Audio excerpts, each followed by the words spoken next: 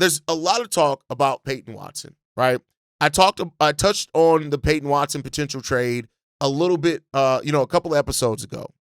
And with Peyton Watson having a breakout year where he's averaging 14 points, 5 rebounds, 1.8 assists, 1 steal, and 1 block per game, he's doing it efficiently on 50% shooting from the field, 40% shooting from 3. This is a guy that's had a great year heading into restricted free agency. No doubt about it, right? And the thing becomes about with him going into restricted free agency, this is where you can literally try to use your money. Like, we talked a lot about AK and setting up for the free agency of 2026.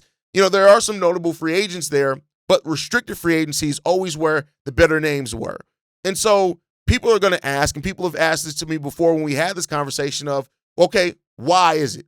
Why is it that the Denver Nuggets would let him go?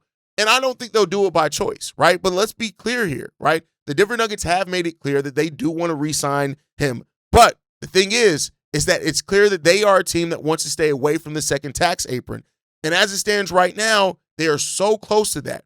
With that, like when you already look at them getting Christian Braun paid, stuff like that, it could put them in a spot where they just aren't able to offer Peyton Watson a contract while some other teams, and we've seen this other teams put in this situation before. Now, could they look to trade off some other players so they can create space to get Peyton Watson? Absolutely.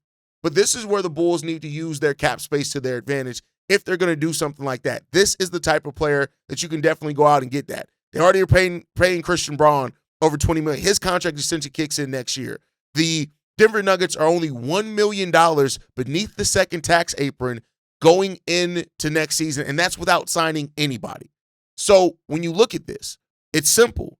If the Bulls want a player like Peyton Watson, if they want to they have to test the Denver Nuggets by saying, bet, we're giving them a $25 to $30 million offer sheet. If you want him, you're going to have to go in the second tax apron and get him. And that is what the Bulls would have to do. That is a possibility here to go after it.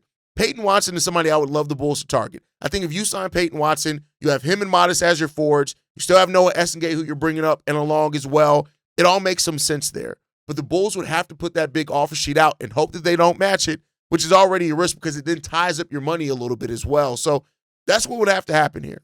Will the Bulls do it? We shall see. But Peyton Watson is definitely emerging as a huge free agent target potentially for the Chicago Bulls